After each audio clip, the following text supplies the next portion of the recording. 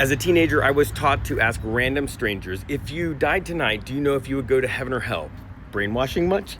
Actually, yes, it has classical examples of brainwashing techniques. The story is insane, so let me give you the tea and the brainwashing. Hi, I'm Jeremy. I'm a deed skeptic, also a pastor. First the story, then the brainwashing. So a big group of teenagers went to this church to be trained on evangelism, and we went through all of this guilt and sin training and about how people were gonna burn forever in eternity and how we needed to be really careful about ourselves so that we wouldn't burn forever in eternity, but mostly we needed to be afraid for all of the people out there that were gonna burn forever for eternity. And that was the thing. The hell was the motivating factor over and over again. Lots of fear, lots of hell. And we were taught a simple method for converting people once they realized that they needed conversion. But to get them there, you needed the magic question. The magic question was, if you died tonight, do you know if you would go to heaven or hell? So they took us to the local mall and we were told to go up to strangers and ask them that question because they actually might go to hell and burn forever in eternity. And this was empathy. This was trying to help them out. And you know what happened? Everybody converted. Actually, no, nobody converted. They cussed at us. They just walked away from us. They told us that we were being rude or, worse. I mean, it was a really, really negative experience. After we did that for an hour at the mall, they put us back on the church van and brought us back to the church.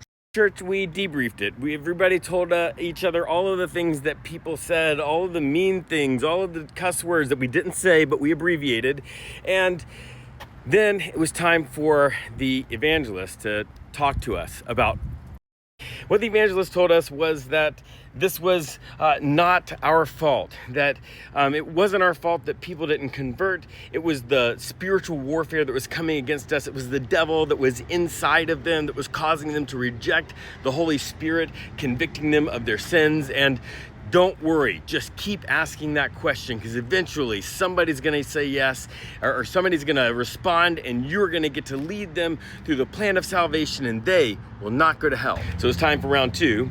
They took us to a party area where there was spring breakers drinking a lot, and we were gonna do it again for 2 hours, walking up and down this place at night, asking them this horribly offensive question, and we did, and people were even worse to us. And of course, they brought us back and they said, you're fighting the good fight. You are the righteous ones. You are trying to win their souls for heaven and all of that stuff. You are doing the right thing. You just got to band together. You've got to support each other. And all of these people that are doubting this, all of these people, even the ones that were Christians that told us we were doing the wrong thing, those people are on the outside. You are doing right. You are in the right. Just stick together. Fight the good fight. Save people from hell. So, let's talk about the brainwashing. Okay, so brainwashing is sort of a popular term for all kinds of different concepts that work together to sort of control people's thoughts and minds in cults and, all kinds of just awful things. One of the things that's happening is something called milieu control. And this is where a leader sort of controls the information. They keep outside information away. And if there is outside information, they demonize it as wrong or evil. And they stop you from reflecting deeply on the information, on any sort of competing ideas, right? So in here, we were taught this very specific view of, everybody going to hell and all of that kind of stuff. And anything that was outside of that, anything that might have competed against that, they pre-programmed us. They said, some people might say this isn't full of grace. Well, it's actually the most graceful thing because it's helping people not go to hell, right? All of that kind of stuff. So they controlled the sort of paradigm, the amount of thought that could be seen as valid from a place of authority.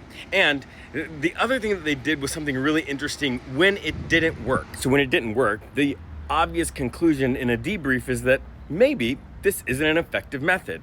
But that's not what happened. Instead, they reframed it as not working because of spiritual warfare, because of the devil. And that's something called thought-terminating logic. It's this giving of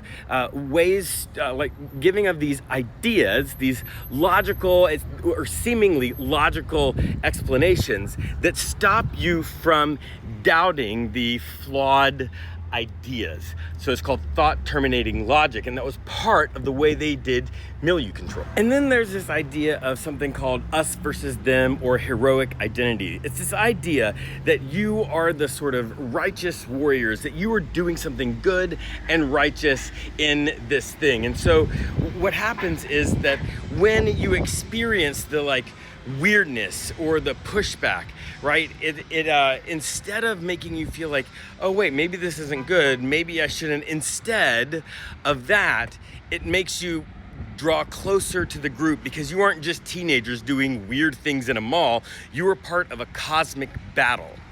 And there's more, but this is just classic brainwashing, and it was being done on teenagers, which is particularly horrible because they don't have the full mental faculties to see what's going on and to sort of be questioning and to stand up against it. They have these authority figures who are telling them this, and what it does is really bad. People like me will carry long-term shame and guilt from this stuff, because what it was doing was it was short-circuiting empathy.